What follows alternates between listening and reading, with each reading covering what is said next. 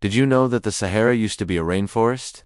The Sahara is one of the hottest, driest places on Earth. But thousands of years ago, it was covered in rivers, lakes, and forests. You can find fossils of fish, crocodiles, and even whales in the sand. So how did this desert come to be? Well, scientists think the Sahara shifts between being lush green and barren desert every 20,000 years. The last time it was green was around 12,000 years ago, when the Earth's climate was much warmer than it is now. During that time, the Sahara was full of water and life.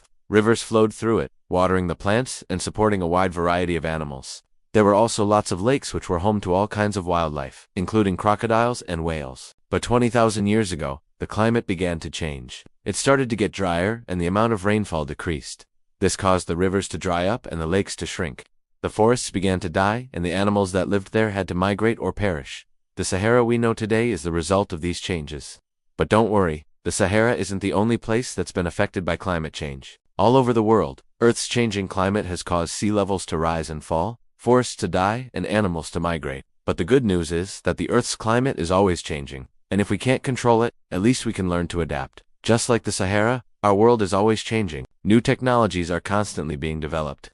People's opinions and behaviors are always shifting, and our world will continue to be affected by climate change. But if we pay attention to the changes that are happening, we can learn to adapt and we can create a better future for ourselves. So what can we do to make sure that we're prepared for the changes that are coming? Well, first, we need to educate ourselves about the world around us. We need to understand how the climate works and how it's changing. We also need to learn about the animals and plants that live in our world and how they depend on the climate. Once we understand the world around us, we can take action to protect it. We can reduce our own carbon footprint by making changes to the way we live, and we can support organizations that are working to protect the environment. It's important to remember that we're not powerless in the face of climate change. We can't control the weather, but we can control our own actions. And by making small changes, we can make a big difference. So what are you waiting for? Start learning about the world around you and the changes that are happening in it. Take action to reduce your own impact on the environment and support organizations that are working to protect the planet. Together, we can make a difference.